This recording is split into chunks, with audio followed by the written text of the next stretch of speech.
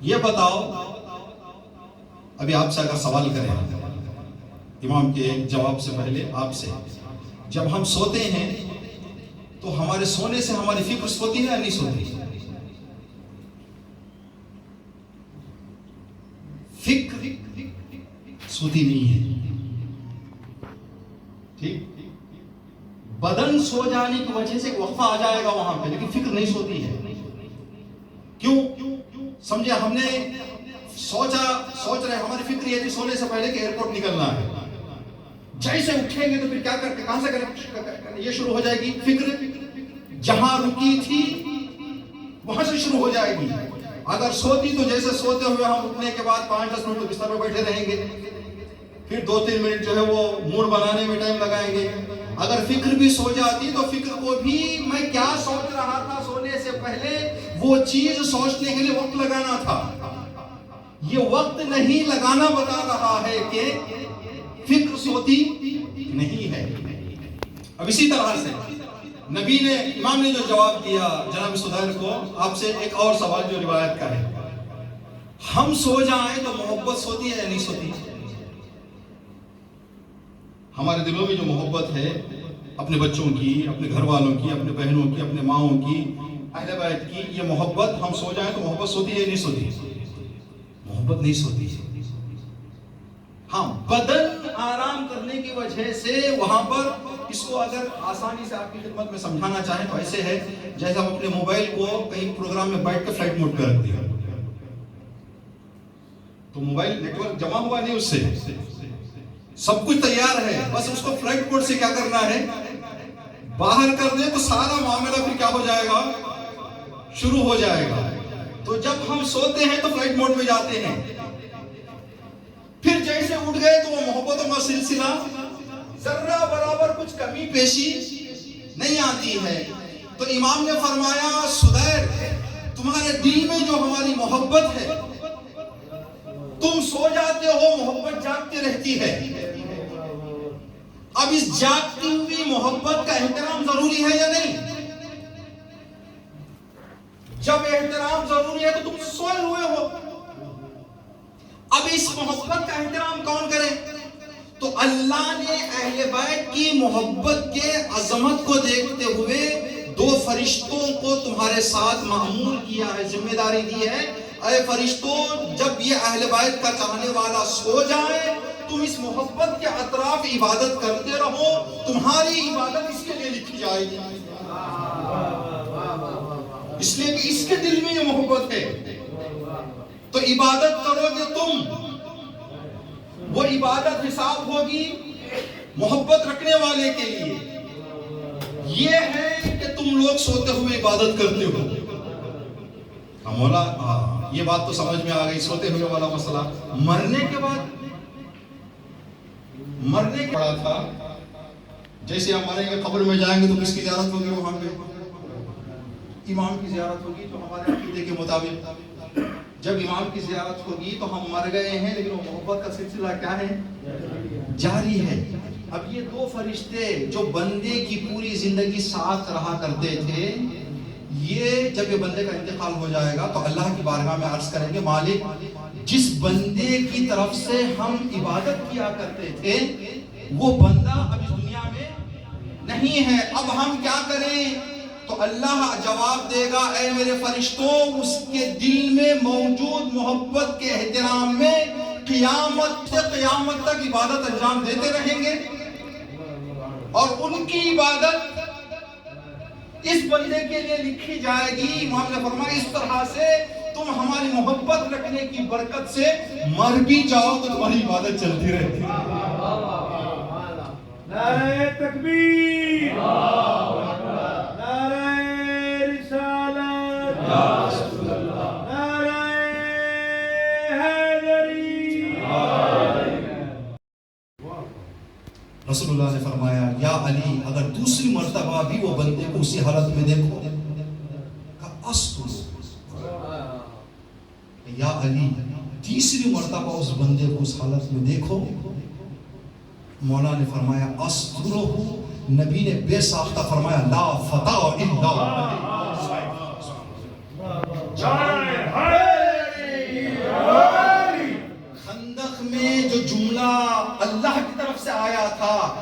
گناہوں کو چھپانے کے بارے میں نبی نے یہ جملہ استعمال کر کے بتایا، مرحب کو قتل کرنے کے لیے جتنی طاقت چاہیے، دوسروں کے گناہوں پہ پردہ ڈالنے کے لیے بھی اتنی طاقت چاہیے۔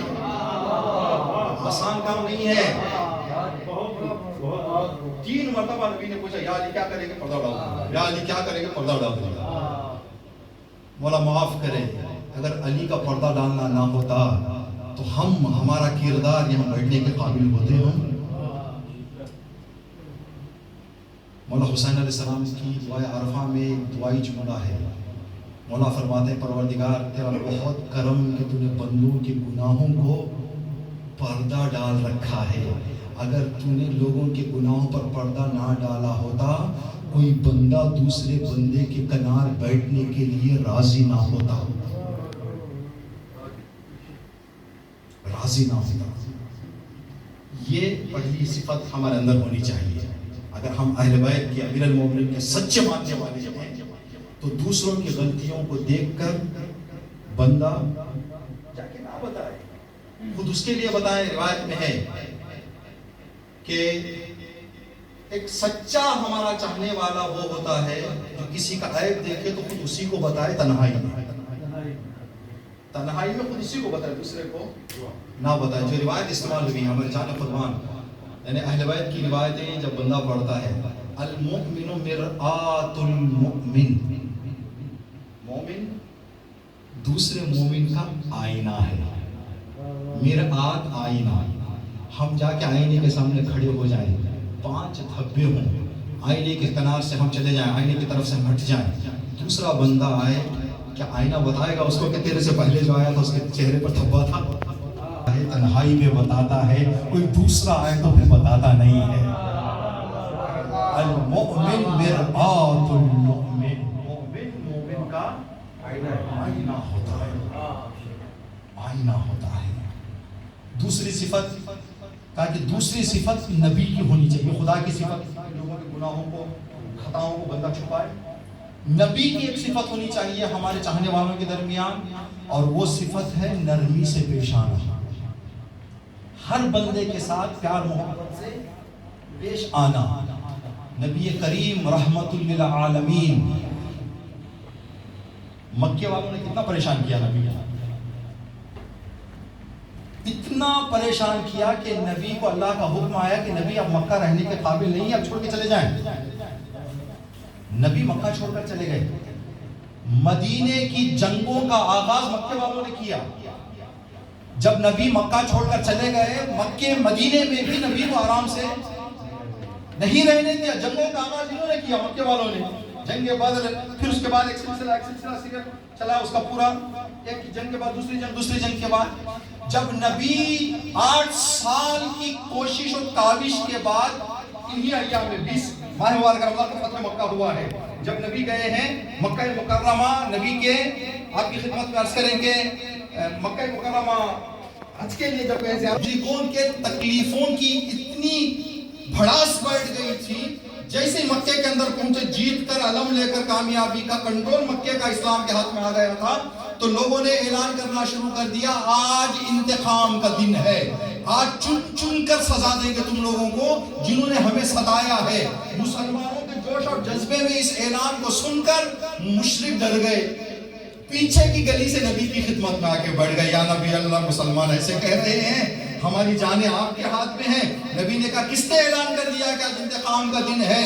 اے علی جاؤ میری طرف سے اعلان کرو ایک بلندی پر کھڑے ہو کر، آج محبتیں بانٹنے کا دن ہے، آج بچھڑے ہوئوں کے ملنے کا دن ہے، آج معاف کرنے اور گلے لگنے کا دن ہے۔ نبی کے اس اعلان سے ہزاروں کی تعداد میں مشرکوں نے اسلام قبول کیا۔ یہ نبی کی صفت، جب نبی اتنی تکلیف دینے والوں کے ساتھ محبت سے پیش آتے ہیں۔ ہم اگر اہل بیت کے چاہنے والے ہیں تو اللہ کی ایک صفت یہ ہے کہ گناہوں کو چھپائیں، دوسری صفت یہ ہے کہ ہر بندے سے ایک روایت ہم نے دیکھی، جو جنازہ بی بی نے وصیت کی رات میں اٹھائیں، مختصر لوگوں کو بلائیں، اس کے بعد ایک جنازہ، اس جنازے پر ابھی کچھ جملے آپ کی خدمت میں عرض کرنا ہے۔ کربلا میں ایک جنازہ غربت میں، وہ جنازہ اٹھایا ہی نہیں گیا، पंजतन पाक में अमीर अल-मोमिनीन का जनाजा भी रात में उठा। हाय हाय हाय, मदीने के गरीब हसन की गुर्बत कितनी है। अहले बैत के घराने का ये एक जनाजा था जो बाहर निकला था, लेकिन क्या हालत की मुसलमानों ने। जब ये जनाजा वापस आया है उस हालत में जनाब ज़ैनब ने एक जुमला कहा था कि भैया हसन, मैंने कफन सफेद पहनाया था, इस कफन सुर्ख कैसे। मौला अमीर अल-मोमिनीन ने वसीयत की, बेटा हसन, रात की तारीकी में मेरा जनाजा उठाना, मेरे ताबूत के पीछे के दो हिस्सों को तुम, मेरे दोनों लाल आप अपने हाथों पर उठा लो, सामने के दो हिस्सों को कोई हाथ ना लगाए, वो खुद ब खुद उठ जाएंगे और आगे चलना शुरू कर देंगे। बाबा, आगे के हिस्से कौन उठाएंगे? कहा जिब्राइल और मीकाईल आएंगे मेरा जनाजा उठाने के लिए, वो आगे का हिस्सा उठाएंगे। जहाँ तक ये जनाजा जाए वो साथ लेकर जाए, आप जाते रहें। जहाँ पर वो जनाजे का सामने का हिस्सा ज़मीन पर रख दिया जाए, आप भी पीछे का हिस्सा ज़मीन पर रख दें। वहाँ पर आपको एक तैयार कब्र मिलेगी। उस तैयार कब्र रसूलुल्लाह के हाथ है। मेरा नाना अली मुर्तज़ा को अपने आगोश में लेने के लिए आ गया है। हसन हुसैन ने कुछ नहीं कहा, दिल पर सब्र करते हुए जनाजे को कब्र के हवाले किया। अभी जनाजे को कब्र पे रखना ही चाह रहे थे, क्या देखा कि कब्र की पैंती से किसी बीबी की रोने की आवाज आ रही है, ऊपर कपड़ा लगाया हुआ है। इमाम हसन ने कपड़े को हटाया, क्या देखा, अम्मा फातिमा।